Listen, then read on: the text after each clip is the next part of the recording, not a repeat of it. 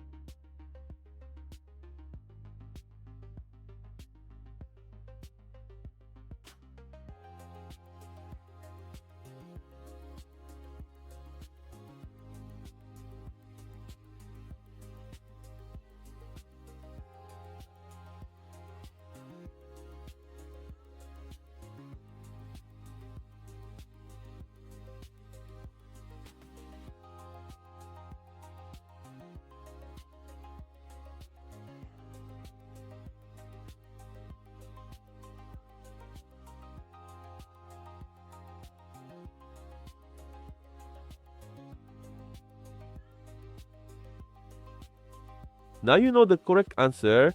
If you got it right, comment below. If you got it wrong, don't worry. This type of expression tricks many people. Leave your like and subscribe to the channel and follow the upcoming challenges. See you in the next video.